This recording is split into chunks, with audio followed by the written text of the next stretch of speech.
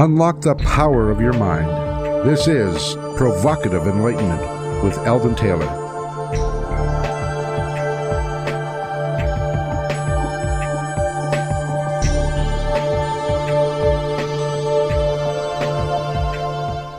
Welcome and thank you for joining us today. The next hour is devoted to learning something more, not just about the world of shoes and ships and sealing wax, but about how, what, and why we believe as we do. A time for the open-minded and a time for those willing to question what they think they know or what they may believe. Those willing to be uncertain for an hour. I'm Eldon Taylor, and this is Provocative Enlightenment. All right, you're invited to join our chat room by going to provocativeenlightenment.com/chat. My partner, Ravinder, is in the studio and monitoring the chat room now with a big grin on her face.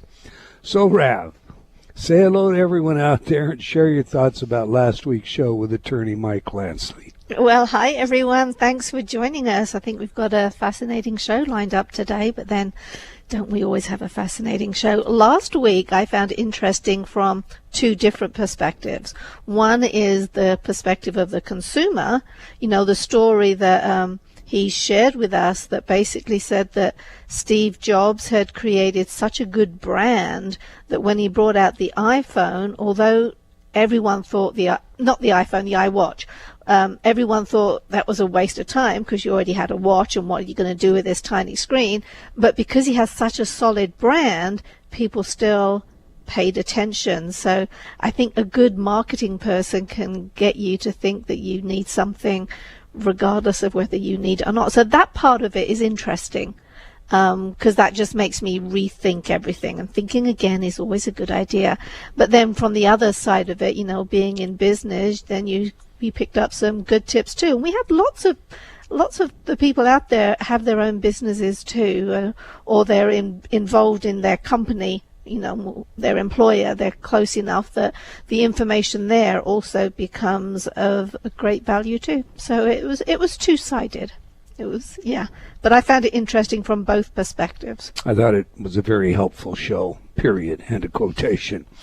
In this week's Spotlight, I would like to once again remind you of the importance of both recognizing and accepting the inherent nature of our human fallibility when it comes to interpreting so-called facts and forming our opinions and beliefs. I've written books that cover the many ways in which we find ourselves manipulated by biases, context, framing, influence, defense mechanisms, compliance principles, and so forth. Indeed, my New York Times bestseller, Choices and Illusions, illustrates this influence from our chicken yard teachings to the sophisticated deployment of technology designed to influence and shape our beliefs, all for the purpose of selling us a product, a platform, a politician, and more. Today, I wish to remind you that so-called facts do not necessarily add up to the conclusions we often form. Sound bites are not always true, even if they are argued from facts. One of the best illustrations I have ever encountered of this comes from a bias known as the Texas sharpshooter fallacy. Think of it this way. If someone was paid just to shoot up the side of a barn, and then someone else drew a circle around holes that were tightly knitted close together, we might begin to think that the person who shot those holes was a real sharpshooter. The point of this is illustrated by David McRaney in his must-read book, You Are Not So Smart. McRaney's illustration goes this way. Abraham Lincoln and John F. Kennedy were both presidents of the United States, elected 100 years apart. Both were shot and killed by assassins who were known by 3 names with 15 letters, John Wilkes Booth and Lee Harvey Oswald. And neither killer would make it to trial. Spooky, huh? It gets better. Kennedy had a secretary named Lincoln. They both were killed on a Friday while sitting next to their wives. Lincoln in the Ford Theater, Kennedy in a Lincoln made by Ford. Both men were succeeded by a man named Johnson, Andrew for Lincoln and Lyndon for Kennedy. Andrew was born in 1808, Lyndon in 1908. What are the odds? We often add up facts and draw conclusions. The conclusions may not be valid because we fail to consider all the facts, especially those that may not support our confirmation bias. If, for example, you're inclined to believe that there is no such thing as coincidence, then the Lincoln-Kennedy matter is more compelling to you than to someone not so inclined. If you take the Kennedy-Lincoln matter as a whole, you learn that there are more differences in their story than similarities, and the entire matter becomes nothing more than the analogy of our Texas sharpshooter. Now, the Texas sharpshooter fallacy is but one of 48 or more shortcuts or fallacies science has described that affect every one of us. So my advice? Consider so-called facts in light of the agenda from which they are advanced. Look for the information omitted. Remember, we all have biases, are prone to certain mental shortcuts or heuristics, and can often jump to conclusions that betray honest intelligence. My thoughts anyway. What are yours, Ravinder? You know, I think I struggle with some of that stuff because it's so tempting. I've heard the story before about Kennedy and Lincoln, and, you know, the way it can be presented can just be very compelling. You had another example, too. I don't remember. You interviewed a guest, but I'm not remembering the guest or the book, but they were talking about premonitions, and they talked about the probability of this person having a dream about drowning in a pool, and the following day they're at a pool party, and the girl does get into trouble. And so that they were looking at the probabilities of that actually being a premonition, or was it just coincidence? And they went through all the math, and it turned out to be total coincidence. But I think we have a desire to believe some of this stuff. I think that influences us too. I think that's what I'm saying. Well, that's part of the inherent nature of bias. You know, once again, I'm familiar with very many people, scientists, who would dismiss that as just complete coincidence without a second thought, okay? And yet I'm also familiar with many authors in the New Age area, and they would champion that as an example of serendipity or precognition or da-da-da. So, again, you know, we all have these biases. These biases influence us in many, many ways, and they're intentionally manipulated. Our guest today has written a wonderful book, and we'll get into that. But when you read his book, packed with examples, you see how easy it is to move the public one way or another in their belief systems. And, of course, their consumption practices, and that's consumption of information just as much as it is of a product. All right.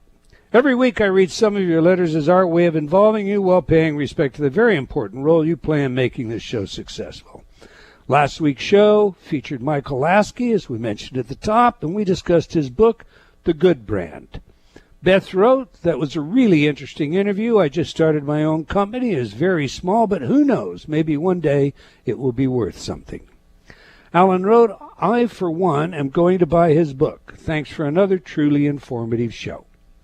Julie wrote, I can't get enough of provocative enlightenment. Your shows are always fresh and enlightening and cover a variety of subjects that everyone is interested in. Thanks for doing what you do. Well, thank you, Julie. Moving on, Roland wrote, Eldon, I wanted you to know the CDs are making quite a believer out of me. The one I listen to as I turn off the light at night, Sleep Soundly by Intertalk, I didn't get to listen to for a couple of nights. I had been sleeping great until then. Last night, I got to use the CD and slept like a baby. You dumb man. You've no idea of the gratitude for what you have done. Well, thank you very much, Roland. I happen to know this person, and I know how long he has had a sleeping issue, so I'm thrilled for him. Tamia wrote, In a million years, I can never thank you enough for what InnerTalk has done for me. I spent 57 years, my whole life, not even thinking I had a right to exist and treating myself accordingly. I was so out of touch with myself I didn't know what I felt or what I wanted, only that I was hopeless and unhappy.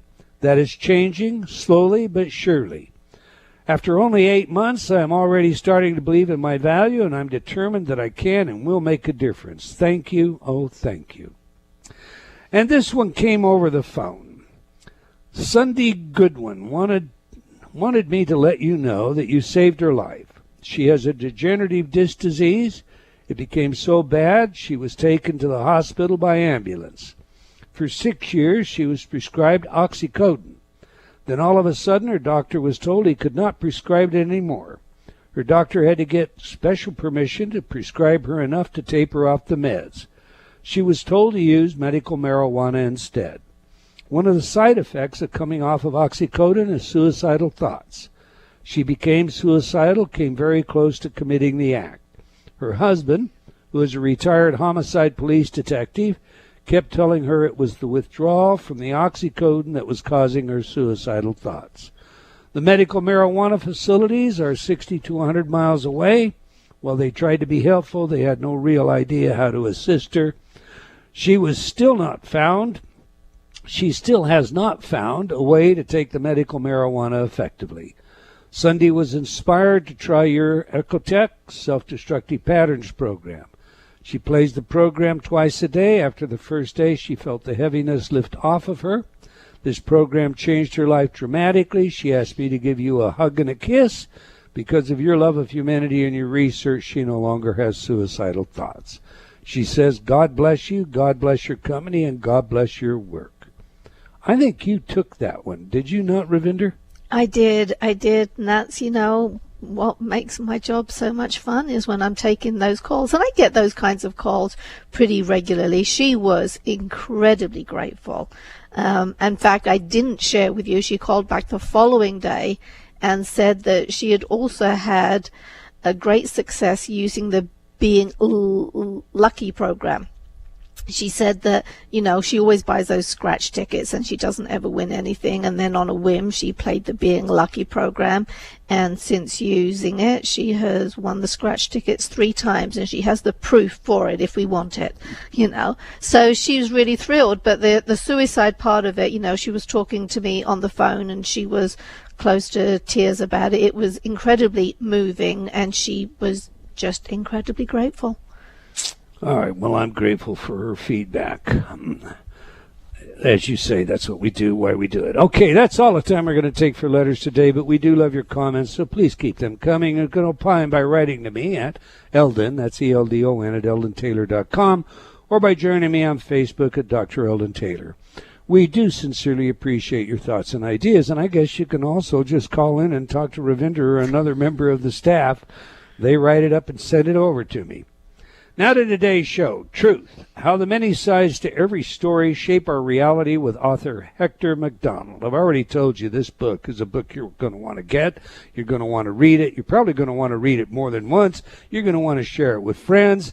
You're going to want to talk about the many examples and specifics that are in this book, because sometimes that's what it takes in order to illustrate or to get through to some people about just how nuanced our language, the manipulation, the political environment, the product, all of it. So let me tell you a little about today's guest. Hector Macdonald is an expert in business storytelling. As a strategic communications consultant, he has advised the leaders of some of the world's top corporations and industries as diverse as financial services, telecoms, technology, and healthcare. He has spent much of his career exploring the ways that 2 completely true statements about the same thing can give wildly different impressions to the people listening. For instance, the internet can be described as a tool to disseminate knowledge or a system that spreads misinformation and hatred. Both statements are true, but they would paint radically different pictures for a cyber novice. Hector is a graduate of Oxford University, so on that, let's get him in here. Welcome to Provocative Enlightenment, Mr. Hector Macdonald. Thank you, Eldon. It's great to be here. Our pleasure.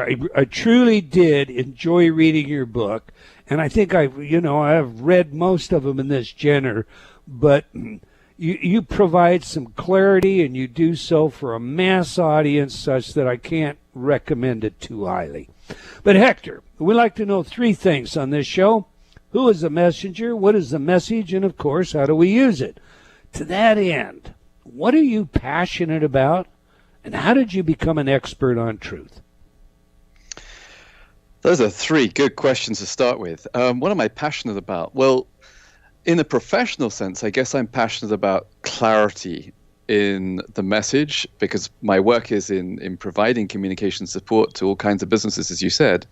And one of the things you see in most businesses, even the biggest, grandest corporations in the world, is that they're often very poor at explaining themselves, even to their own people.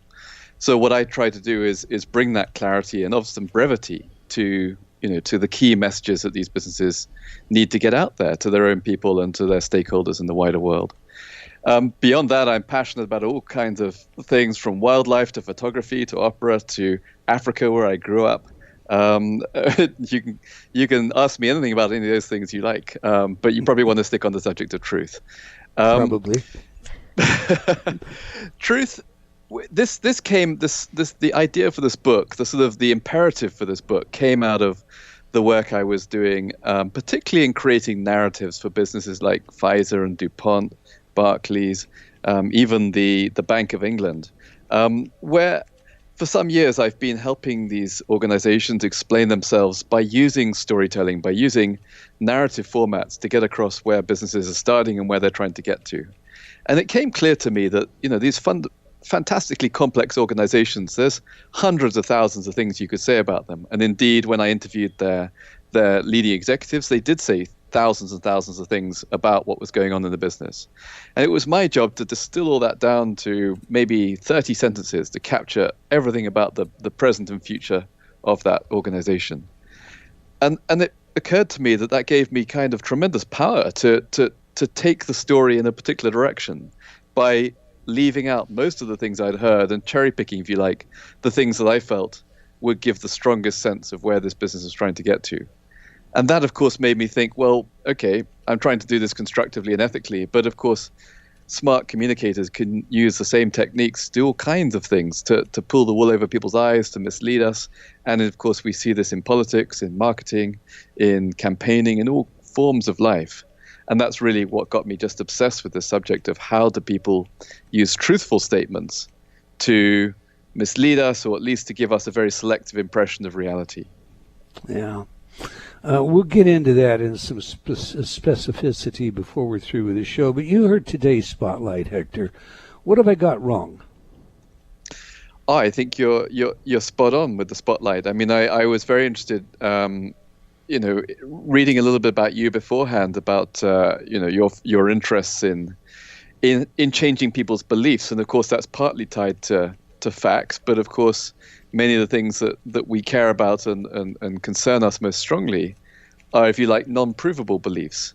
And I think your focus on how we internalize facts and how we then interpret them, and how perhaps other people's ways of communicating those facts to us can shape the way that we receive and understand those facts, is the real key here. And we see this so much in the political discourse of both the United States around Trump's election and around Brexit in the UK, not to mention the wave of populism that's running through Europe at the moment.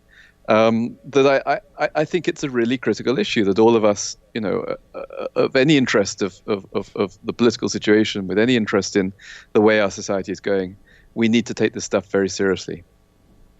Okay, let's talk about your book. In your book, you state that truth can be used to lie. Now, for most people, that's an oxymoronic kind of a statement. Unpack that for us. Provide an example or two for our audience as you do in your book, please. Sure. So perhaps one of the simplest examples comes from Colgate toothpaste, which I think all your listeners will be familiar with. In the UK, certainly, they've been running for many years a series of advertisements, commercials on TV and on billboards, saying more than 80% of dentists recommend Colgate toothpaste. Now, this is a true statement that they derive from, as you would imagine, a well-crafted survey, scientifically conducted. But you might think that the question they asked in that survey was ringing up dentists and saying, which brand of toothpaste would you recommend?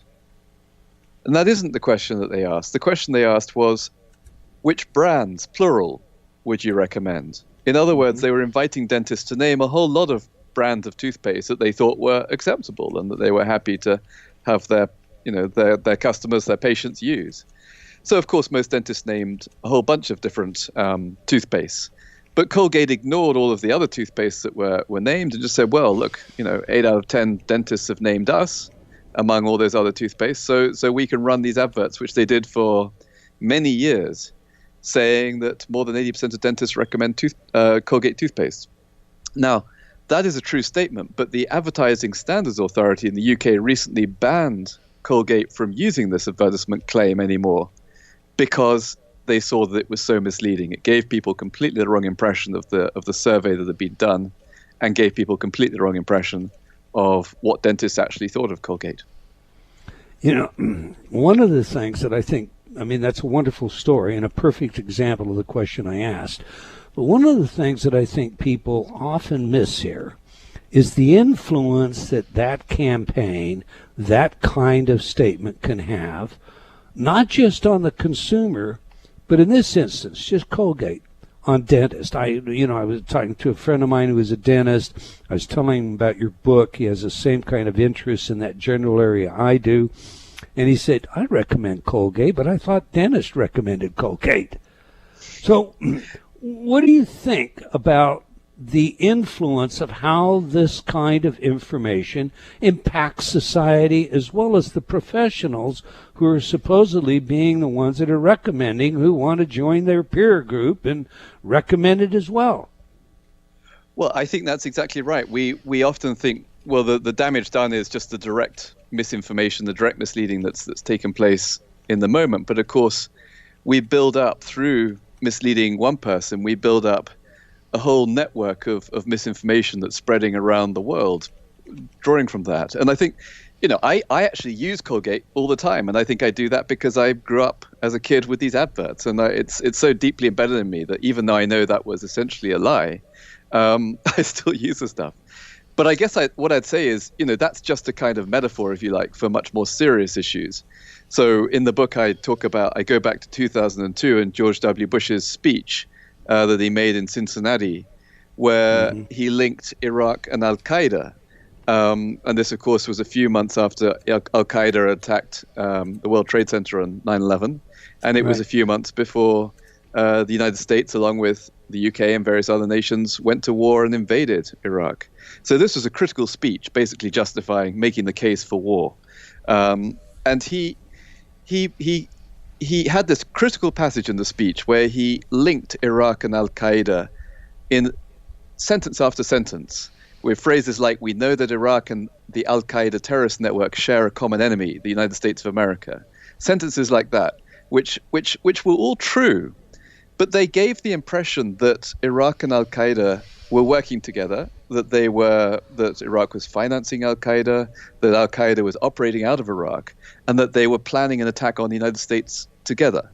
None of those things were true, but of course George Bush didn't say any of those things. He just let his audience kind of infer those conclusions from the statements that he made. It was a very carefully crafted speech to give a very definite impression of reality that wasn't true.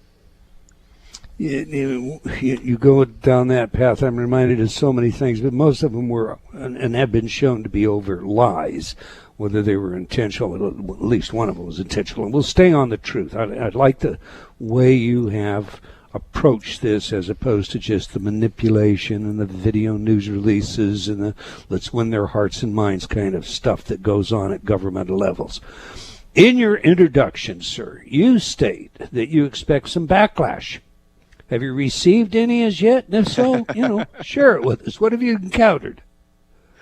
Well, actually, the backlash I look forward to in the book is positive backlash against the post-truth phenomenon, against the fake news, against the alternative facts, a sense that truth matters and that we need to fight for it. Because, we have been living for the last 2 or 3 years through this amazing period where people's political allegiances, people's religious allegiances, and their pre-existing beliefs were more important than the facts. And I know you used the phrase in your introduction, so-called facts. Well, I tend to differ from you a little bit there. I do respect, facts as facts, but I think we both agree on the idea that those facts can be interpreted and presented in all kinds of misleading ways. So we're on the same page on that. But I that's the backlash I'm looking forward to, and I think we're seeing it a little bit. I think we're seeing, the doggedness of the Mueller investigation. I think we're seeing the people holding Facebook to account for, the fake news that was spread there. Facebook being called up, Zuckerberg being called up to testify in Congress. I think we're seeing a number of cases like this where society, where government, where law and order, the Justice Department are trying to fight back against the widespread corruption of our understanding of the facts.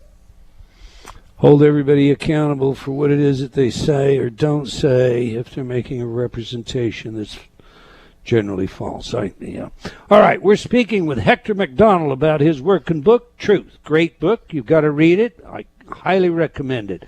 You can learn more about our guest by visiting his website at hectormacdonald.com. Now, we have a video for you today featuring our guest discussing the many sides of truth and reality, and you can catch that in our chat room by simply going to provocativeenlightenment.com/chat. Do stay tuned. We'll be right back. You're listening to Provocative Enlightenment with Eldon Taylor. Change has never been easier. Whether you wish to lose weight, stop smoking, build better relationships, become creative, enjoy ultra prosperity, or simply relax and promote self-healing, InnerTalk has been repeatedly demonstrated effective in the most rigorous of scientific studies. Our customers love InnerTalk. Sean wrote, "I have struggled with bulimia for over 30 years and have never been able to lose weight without restoring to it until I used InnerTalk."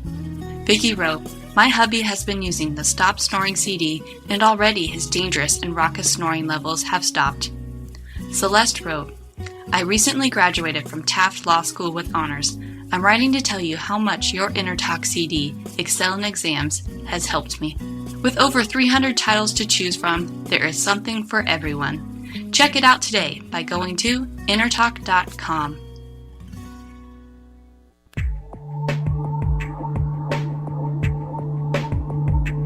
Unlock the power of your mind. This is Provocative Enlightenment with Eldon Taylor.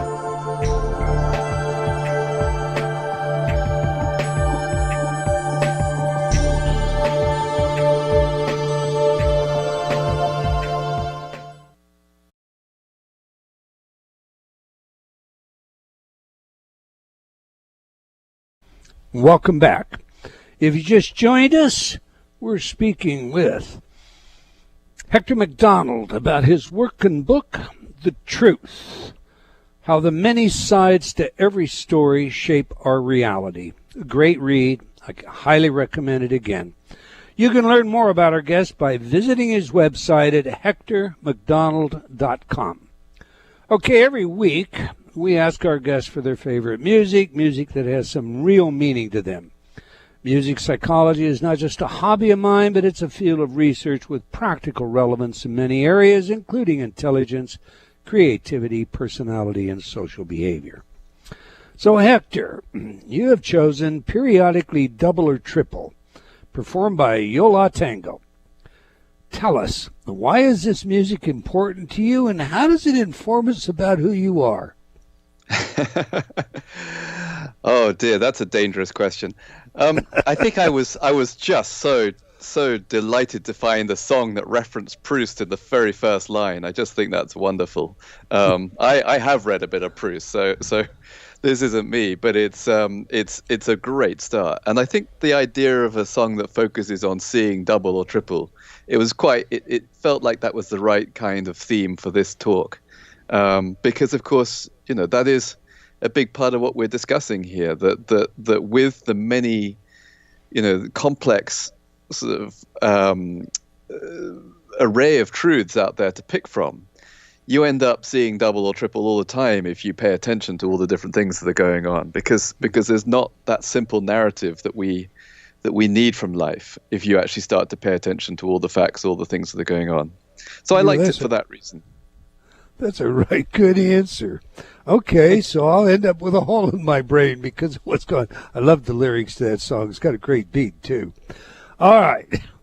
You suggest that there's an ethical hierarchy to truth. I think most people, we're educated in such a way that truth is truth. And, there are all kinds of folks that argue, I've got my truth, and my truth says. What do you mean by an ethical hierarchy to truth? Unpack that for us, will you? Well, truth is is it a virtue? I'm not sure it is, but it's a desirable thing. We all understand that it's a desirable thing, and telling the truth is desirable, and in many cultures is considered ethically the right thing to do. It's considered morally good. But there are other morals, there are other desirable things which may trump truth from time to time. And we see that particularly when groups need to subscribe to a particular belief in order to keep their group together. If a truth comes along that challenges that belief, then the integrity of the group may be threatened by that truth. And actually, in those cases, some people may choose to say, do you know what? It's more important to keep this group together, to keep it functioning, and so we need to stick to our belief, even in the face of new scientific facts, for example, that may be rather inconvenient for that belief. So we see this with religion quite a lot. We see this with political parties. I'm fascinated by one fact out of the States, which is that apparently the best predictor of whether someone accepts the science of climate change is not whether or not they have a scientific education. It's not whether or not they love the environment. It's not whether they read a particular type of newspaper. The best predictor of whether an American accepts the science of climate change is whether they're Republican or Democrat. Now, that should have nothing to do with their understanding of climate change, and yet it now has everything to do with it. So I think that kind of connection between our interpretation and acceptance of certain facts with our belief systems and the groups that stand behind those belief systems and make those belief systems so important to us is a really critical area, which I think your own research has touched on that, Eldon. And I'd be fascinated to hear how you've looked at this issue of how we manage our beliefs in the face of different facts, of truths that emerge that may challenge those beliefs. I might even suggest to you, Hector, and I don't know, I'm not putting words in your mouth at all, get in there right away, but the reason you would have a Republican resist climate change is because we want to hear what we want to hear. So they're going to listen to or view conservative talk networks, whether they're radio or television. They're going to read conservative publications, and the leadership and those people most vocal, they're going to continually repeat that, it's a natural this, that, or the other. It's not man-caused, or it's cyclical, and on and on. So I think what you observe when you see that difference, which, as you point out, shouldn't matter when it comes to is 2 + 2 4, just a matter of science and fact. What you see is they're the product of the information they've consumed, and they've chosen to consume the information they want to hear. I think that's right, and also it has a lot to do with what the other side is saying. So, America had 8 years of a president that was very focused on climate change and very concerned about climate change. And so those Americans who, for whatever reason, hated Obama or objected to him on other grounds, hearing him talk about climate change all the time almost certainly didn't do the climate change agenda very much good for those individuals. But I'm not coming on your show to discuss climate change, the rights and wrongs of it. But I did look at it in the book in the chapter on predictions to discuss quite how complex it is. So, those people who have accepted the science of climate change and are full, climate change warriors won't like me very much for that either, because I go into the complexities of our predictions about what's going to happen to the climate and show, how it is a really uncertain science, and no reputable scientist would claim they know exactly what, for example, cloud conditions are going to be in 50 years' time, but that's going to make all the difference in the world to whether or not temperatures go up. Right. No, and I agree with you, and I recall that from your book. What I meant, I guess, what I was intending to imply was a Republican agenda at this particular point in time is to, take a lot of these restrictions that have existed on environmental controls and, open them up so that there's opportunity, and I'll put that word in quotation marks, for the economy to grow. So you have one president, and that's the agenda side of it. And so to me, I'm always suspect of what's the agenda behind the argument. But that leads me, and I don't want to get away from your book, that leads me to what you define as competing truths. And I think that's important for us to understand, particularly where we are right now, because as you point out, the climate issue is very complicated, and both sides can take truths and form an argument, but the truths are competing truths. Flesh out for us what you mean by competing truths. Absolutely. So this comes back to where we began, really, which is this idea that, a statement like more than 80% of dentists recommend Colgate is a truth, but a competing truth is that most dentists recommend a whole bunch of different toothpastes and they don't have any particular preference for Colgate. Now, those are two true statements, but they compete with each other in the sense that the impression they give is contradictory. And what I've shown in the book, I hope, is that in most situations, talking about even quite simple issues, there are thousands of competing truths, and a skilled communicator with a particular agenda, you're quite right, Eldon, to focus on the agenda, can very carefully select their competing truth that will most successfully further their agenda.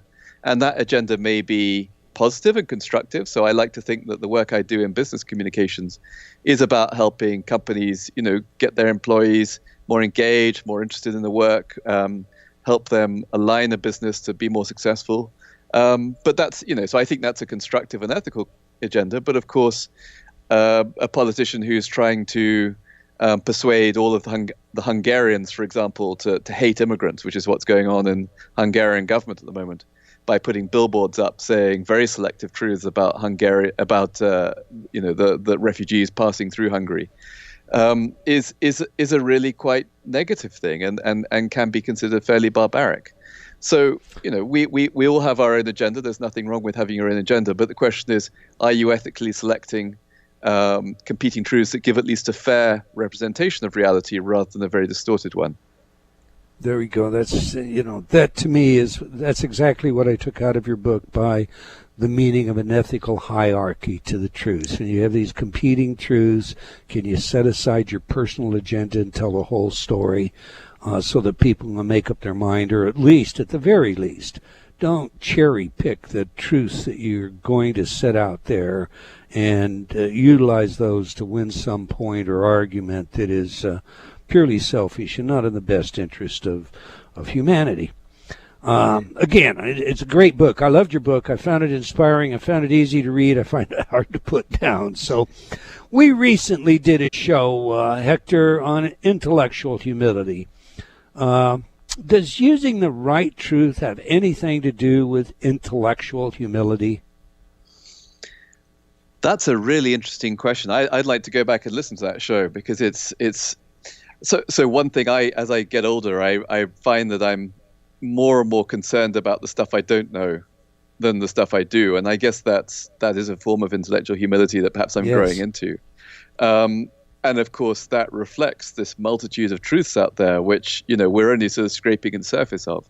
I sort of am starting to see knowledge and understanding of the world like a kind of massive dark cathedral, and here I am with a little flashlight, in some corner of that cathedral, and my flashlight is illuminating a few objects here and a few objects there, and if I'm lucky, the light will linger long enough that I remember some of that stuff. But there's a whole cathedral beyond of all kinds of stuff I don't know.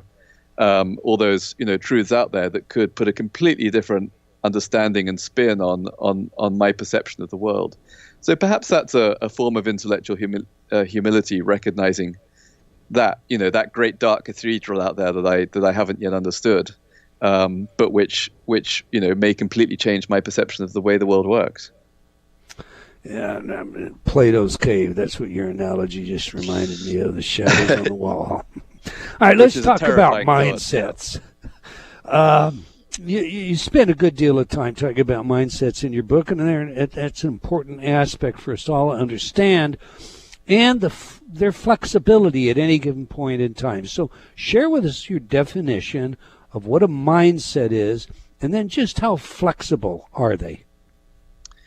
Well, so different people have different definitions, as you'd expect, of mindset, and there are practitioners in this business that all kinds of people will determine it in a different way.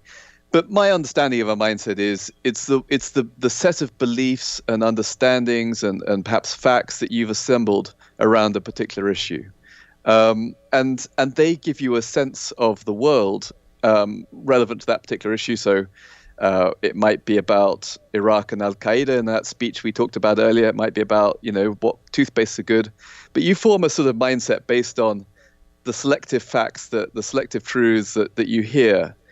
And to start with, of course, when you start to hear information about a particular issue, you're pretty relaxed about, what you think about it. So the first person to tell you something will probably influence you quite strongly on that issue. But gradually, as you accumulate more and more facts, and perhaps you align yourself with a group with a set of beliefs around that issue, your mindset hardens, and you come to form this set of beliefs, ideas, and opinions, and you don't let go of it. So even then, if more information comes along, which perhaps contradicts it and would otherwise have altered your mindset, you don't let go of that existing mindset. And so the things that we've tended to know about for quite a long time, maybe it's something that we studied when we were in college, or maybe it's something that we heard about on TV when we were kids. We're fairly fixed-minded about that stuff, whereas new issues that come along, whether it's about driverless cars maybe, or, I talk about ethical issues that are arising in our time, like offering organ donation by social media. These are issues which we don't really have a fixed opinion about yet because they're so new. So we can we can be influenced. Our mindsets can be shaped by those around us. But of course, in a few years' time, we'll have a very definite view on what we think about these things, and it'll be harder for people to change them. I have seen, and not that long ago, this kind of storyline play out. It seems to me that we end up divided no matter what we do, because people take different sides of the issues. And they advance the facts of that side, and those folks that tune in or listen to a particular compatible mindset, if you will, are reinforced and or taught what to think or believe. And so it seems to me, Hector, and I don't know, I'm just throwing this out, but it seems to me that it's almost necessary for us today to go listen to something we don't want to listen to go view the other side, to hear it completely out. If there's someone we know that has the opposite view, to actually have them download why they have that. What is it based on? As opposed to just have this monoideism that keeps us entrenched in reinforcing what we want to believe. Fair enough or false? I think that's absolutely right. It takes discipline, though, doesn't it? It takes, determination to learn and a determination to move your thinking on to do that, because it's not comfortable at all. I'll give you an example from my own life. I think I said I grew up in Kenya in Africa, which was, a very kind of post-colonial environment. It was a British colony, which, I was born there 10 years after independence, but still lots of white people drinking gin and tonics and sitting in the club and all that kind of thing. Mm-hmm. And so I guess I grew up with quite a sort of rose-tinted idea of British colonialism, that, we came to these countries and brought them railways and law courts and language and all these kind of things, or at least writing. And that was a generally positive thing. But of course, other people feel rather differently about imperialism and colonial projects like the British and the French used all over the world. And I've had to kind of re-educate myself a little bit by trying to understand why people are so angry about Cecil Rhodes or about this or that. And it's, you start to read into the subject, and it becomes clear, what some of the crimes committed in the name of imperialism were, and why it was probably a very good thing that we got, had to leave all these countries and grant independence, and why, maybe even the claims for reparations, which are going on at the moment, maybe there is something to that. But that was a very uncomfortable learning process for me as a sort of child of post-colonial empire, that sort of shook my mindset that I'd grown up with in a very comfortable way. So yeah, I think it's something we can all look into our souls and say, what is it that we hold most dear that perhaps other people would disagree about? And let's try and understand their point of view. Amen. I agree, sir, so much. You separate those folks with agendas in three categories: advocates, misinformers, and misleaders. What do you mean by that? And how do we recognize what sort of communicator it is that we're paying attention to? That's right. And these are not fixed categories because, of course, depending on your ethics and your beliefs, you may be an advocate or you may be a misleader. So what do I mean by those things? An advocate is someone who is setting out to bring a constructive message to people, an ethical communication. They may be selective with their truth, but they're trying to do it to maybe inspire an army or engage a workforce or get kids to eat their vegetables or whatever it may be. They're using a particular set of truths in order to achieve that kind of constructive goal. So that's an advocate. The opposite, of course, is a misleader, who is someone who is using truths in order not to get, thrown in jail or lose their job or whatever. But they're using truths in a very disingenuous way to deliberately give people a false impression of reality. Misinformers is a sort of midway position, which is a lot of us find ourselves, and we talked about this a little bit earlier, we find ourselves passing on information which we believe to be true. And in fact, we are passing on truths, but we've got the interpretation wrong. And I opened the book with a discussion of quinoa economics, which is quite a bizarre place to start any book. But I think it's a very effective way of showing how a large part of the Western world, particularly kind of, bleeding heart liberals, got completely the wrong end of the stick with regard to whether or not eating quinoa was bad for the people who were growing it. There was this sort of myth that grew up that said because quinoa's got more expensive in Bolivia and Peru, so that local people are finding it hard to buy it, we're somehow responsible for that and we should stop eating it in the West. Right. Now, of course, any economist will tell you that's a really bad idea, that, we're sending valuable foreign exchange to these fairly poor communities, which they're using to buy other foods like chicken and, beef or whatever it may be. But a lot of people in the UK and America and Canada stopped eating quinoa because they believed they were harming the people in those poor regions of Bolivia and Peru. So that's what I mean by misinformers. People who are, not trying to set out with a negative agenda to mislead us, but they just get the wrong end of the stick and they end up leading people the wrong way by putting out wrong information. That's actually a very powerful example, and one I have shared on more than one occasion with people close to me. Aha. Yeah, I've got so many more questions with you. One of the things that I wanted to get to most specifically, I'm just going to leave dangling with our audience, because in your book you say change what people want and you change the world. Now, you're going to have to go get the book to understand how important that statement is. Instead of answering my question, Hector, in about 30 seconds, please share with our audience where they can learn more about you, get the book, read your blog. That's very kind, Alden. The book should be available in all good bookstores in the US and elsewhere. Obviously, online retailers as well. Truth, How the Many Sides to Every Story Shape Our Reality by Hector Macdonald. And my website is hectormacdonald.com. I'm not very good on social media, but you will find me on Twitter and Facebook if you really want to. And I do occasionally post there. But the book is everything I have to say on the subject for the moment. And I hope people enjoy it. It's a marvelous book, and I know they will. And I want to thank you, Hector, for writing it, for the work that you do, and for your willingness to share things with us.